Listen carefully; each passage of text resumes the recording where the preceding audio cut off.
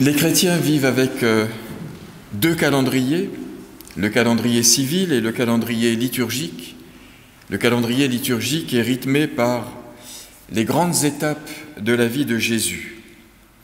Et si le calendrier civil débute le 1er janvier et s'achève le 31 décembre, le calendrier liturgique commence non pas le 25 décembre, jour de la naissance du Christ, mais le premier dimanche de l'Avent, et avant d'œuvre, on s'y prend tôt,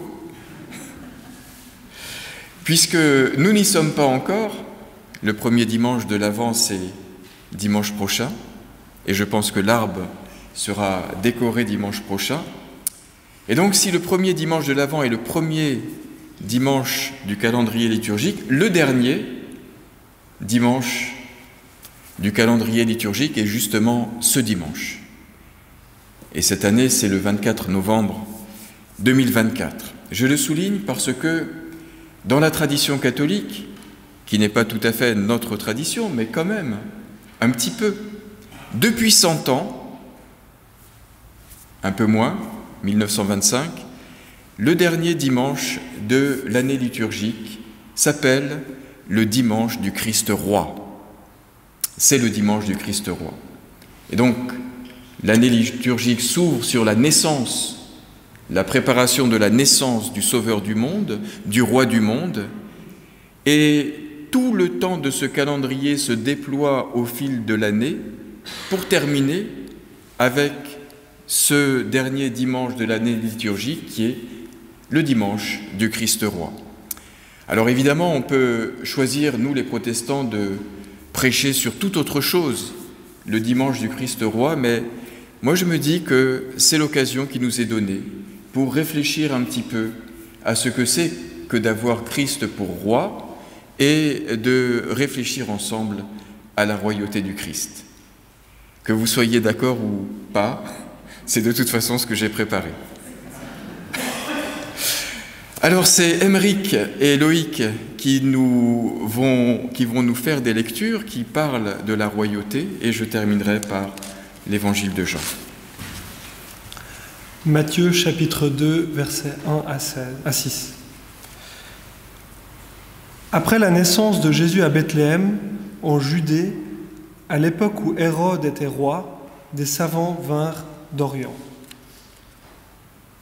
Ils arrivèrent à Jérusalem et demandèrent : « Où est l'enfant qui vient de naître, le roi des Juifs ? Car nous avons vu son étoile apparaître en Orient, et nous sommes venus nous prosterner devant lui. » Quand le roi Hérode apprit cette nouvelle, il fut troublé, ainsi que toute la ville de Jérusalem. Il réunit tous les grands prêtres et les spécialistes des Écritures et leur demanda où le Christ devait naître. Ils lui répondirent : « À Bethléem, en Judée, car voici ce que le prophète a écrit. Et toi, Bethléem, terre de Juda, tu n'es certainement pas la moins importante des localités de Juda, car c'est de toi que viendra un chef qui conduira mon peuple, Israël. » Nous lisons ensuite Matthieu 4, versets 12 à 17. Jésus commence sa mission en Galilée. Quand Jésus apprit que Jean avait été mis en prison, il partit en Galilée. Il quitta Nazareth et vint habiter à Capharnaüm, ville située au bord du lac de Galilée, dans la région de Zabulon et de Nephthali. Il en fut ainsi que s'accomplissent ces paroles du prophète Ésaïe. Terre de Zabulon, terre de Nephthali, en direction de la mer, de l'autre côté du Jourdain, Galilée, région des étrangers, le peuple qui vit dans l'obscurité verra une grande lumière. Pour ceux qui vivent dans le sombre pays de la mort, la lumière se lèvera. Dès ce moment, Jésus se mit à proclamer : « Changez de vie, car le royaume des cieux est tout proche. » Et dans l'évangile de Jean, au chapitre 18, à partir du verset 33. Pilate rentra dans le prétoire, appela Jésus et lui demanda : « Es-tu le roi des Juifs ? » Jésus répondit : Est-ce de toi-même que tu dis cela ou d'autres te l'ont-ils dit de moi ?» Pilate répondit, « Suis-je juif, moi ? Ta nation et les principaux sacrificateurs t'ont livré à moi, qu'as-tu fait ? Mon royaume n'est pas de ce monde, répondit Jésus. Si mon royaume était de ce monde, mes serviteurs auraient combattu pour moi afin que je ne sois pas livré aux Juifs.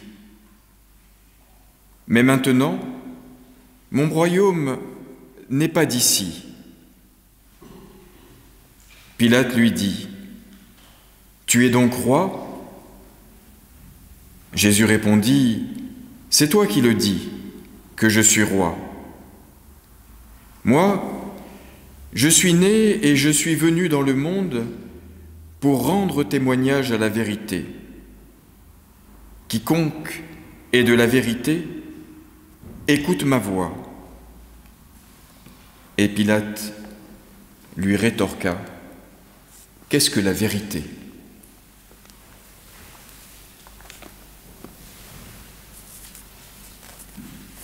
Quand on était plus jeune, au moment où on lisait les Écritures, souvent le pasteur prononçait cette phrase, « Ta parole est la vérité, sanctifie-nous par ta vérité. »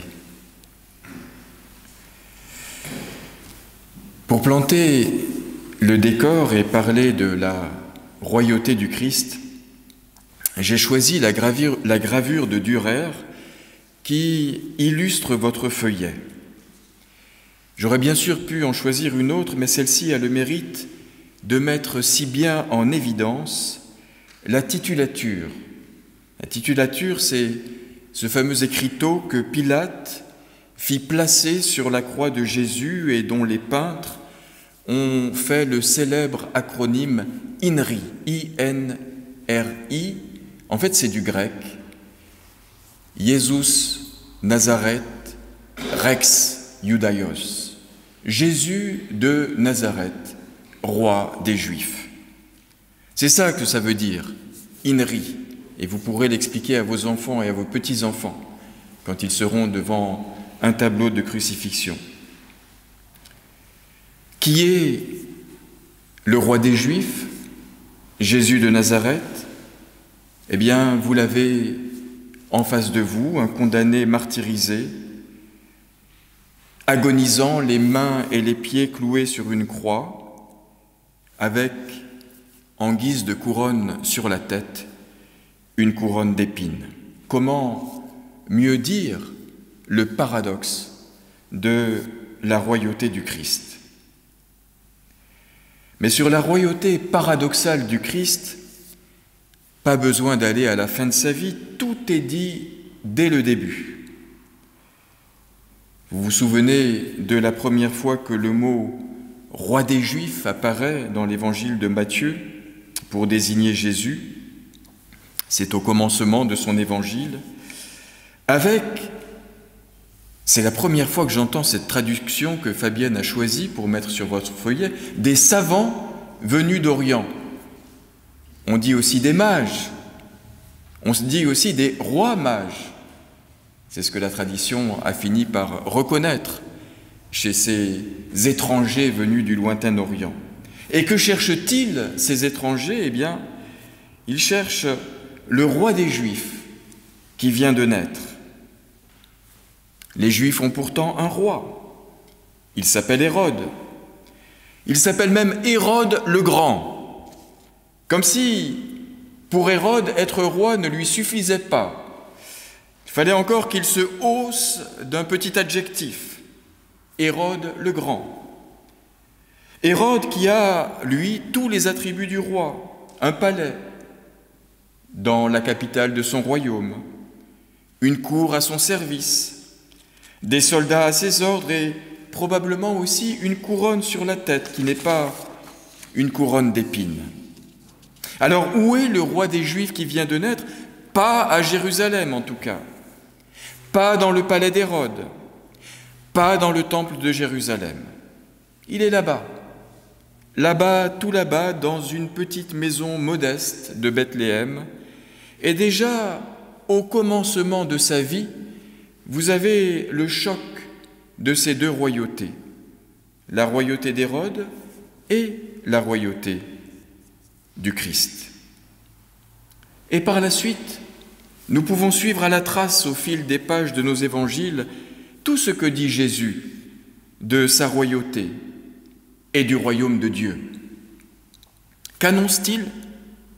Le royaume. Le royaume de Dieu s'est approché. Le royaume de Dieu est tout proche. Alors, convertissez-vous, changez de vie, car ce royaume est proche. Ce royaume de Dieu qui se rapproche ne va pas changer la vie, il m'incite à changer ma vie. Jésus ne m'appelle pas à la révolution, mais à la conversion, à ma révolution intérieure.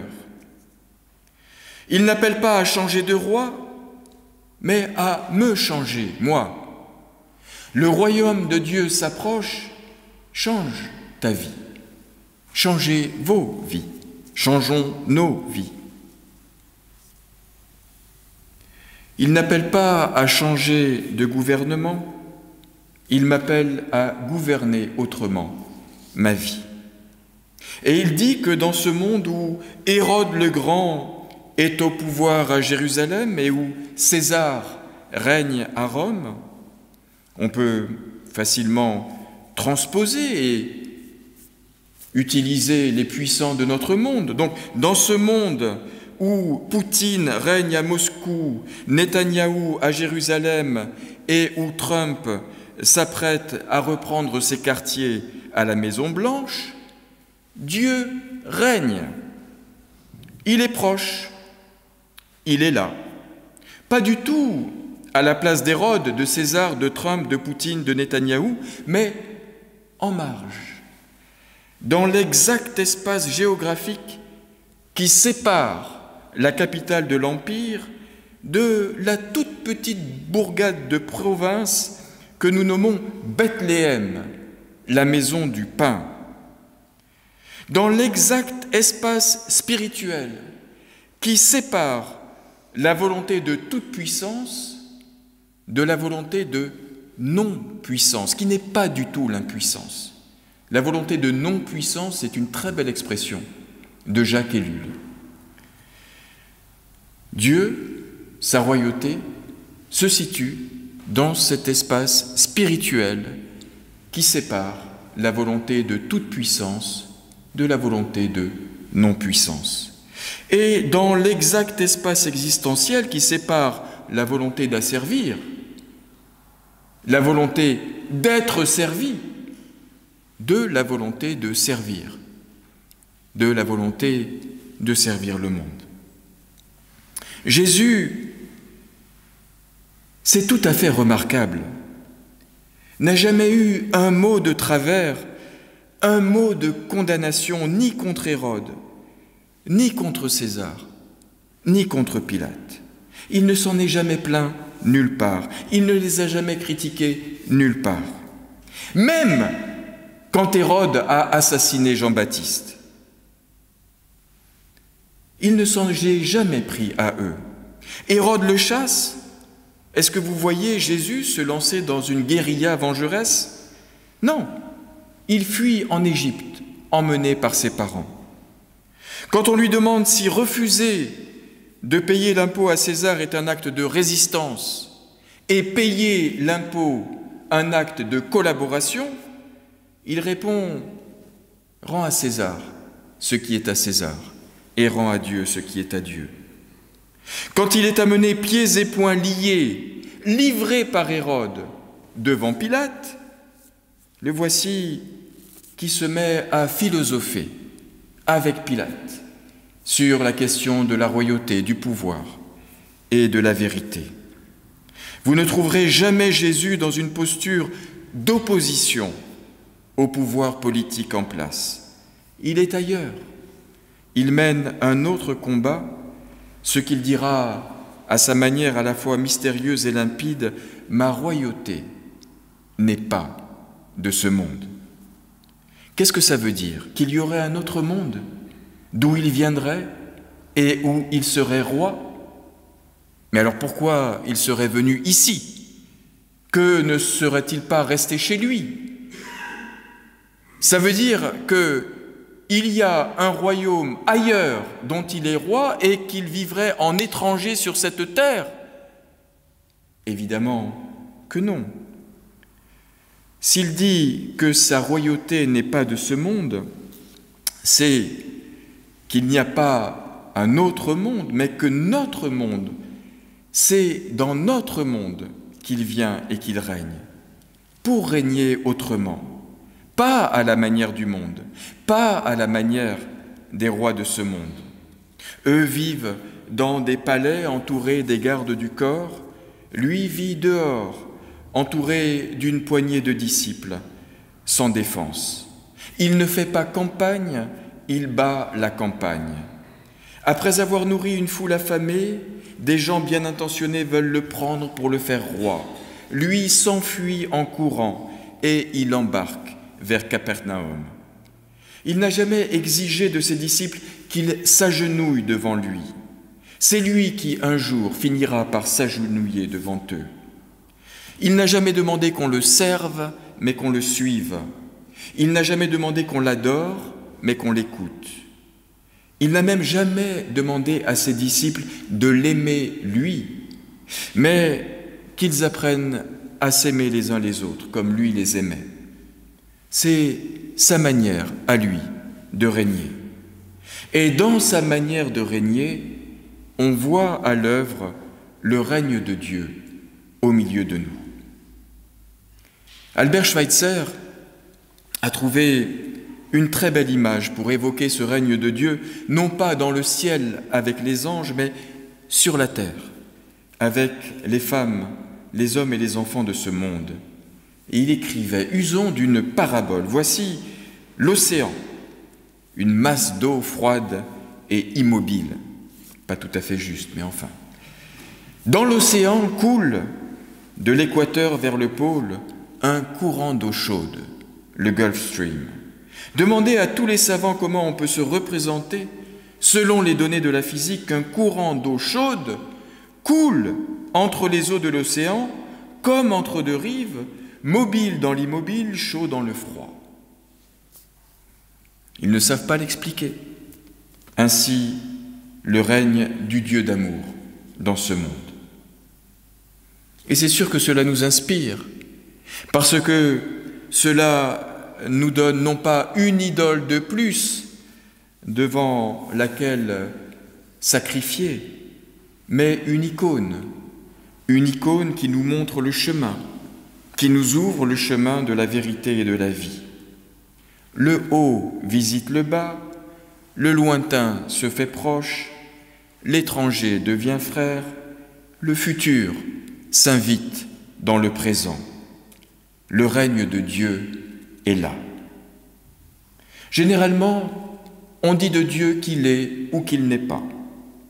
Dans les grandes mythologies, on le situe à l'origine ou à la fin de toute chose. Mais jamais, ailleurs que dans la Bible, on ne nous dit qu'il vient et que sa venue est liée à la présence d'un homme semblable aux autres hommes. Le fils d'un artisan de Galilée, une contrée insignifiante des confins de l'Empire romain. Sa venue n'est ni terrifiante, ni cataclysmique. Elle libère, elle soigne, elle guérit, elle apporte la joie et la paix. Elle exorcise le monde de ses démons. Le présent et le futur sont articulés d'une nouvelle façon. Normalement, et je le dis précisément pour toi, Yves, avec lequel nous parlions, c'est toi qui me disais ça jeudi, en fait, exactement de la même manière. Normalement, le présent précède le futur et le futur succède au présent. L'annonce du Dieu qui vient, portée par Jésus, inverse ce rapport. Dieu vient du futur pour envahir le présent. Dieu vient du futur pour envahir le présent. C'est beau, hein? Ah oui, c'est beau. C'est une citation de Jean Zumstein que, évidemment, je te dédie puisque c'est au mot près ce que tu me disais jeudi en fin d'après-midi. Alors nous avons ouvert cette méditation avec la crucifixion, la passion. Nous la refermons avec la résurrection, où le Christ vivant apparaît comment? En roi, en empereur, en jardinier, en paysan de Galilée. Il a revêtu ses vêtements d'éternité et sur ce vitrail qui est sur votre feuillet, il a même une pelle à la main. C'est quand même génial. Le Christ avec une pelle à la main pendant que le roi a son sceptre à la main. Lui, il a sa pelle. Et on peut imaginer que ces vêtements de gloire sont des bottes aux pieds, une salopette avec plein de poches pour mettre des outils propres à la culture, et c'est là qu'il apparaît dans toute sa gloire de fils, puisque, nous dit-il un jour, son père était non pas le vigneron, c'est une très mauvaise traduction, même si on aime bien le vin, surtout sur cette rive du lac. Non, son père n'était pas le vigneron, son père était le Géorgos, le paysan. Ils sont paysans de père en fils, ces deux-là. Ça, c'est pas moi qui le dis, c'est François Cassingénat Trévedie. Et je termine avec cette citation magnifique de François Cassingénat. Paysans, il dit en parlant de Dieu, le Père et le Fils, paysans, ils le sont de père en fils. Notre Dieu n'est pas très officiel, pas très rationnel, pas très conventionnel. C'est un Dieu qui pousse et qui fait pousser, et que l'on fait pousser, car il faut bien être un peu paysan pour s'y connaître en lui. Et le Dieu qui pousse autour de nous, en nous, entre nous, est naturellement le Dieu de tout ce que nous faisons pousser. Il est naturellement le Dieu de tout ce que nous faisons pousser autour de nous, en nous et entre nous, dans le sens de la lumière, de l'amitié, de la vie et du royaume. Dieu paysan, bon Dieu, Dieu notre Seigneur et notre Roi. Amen.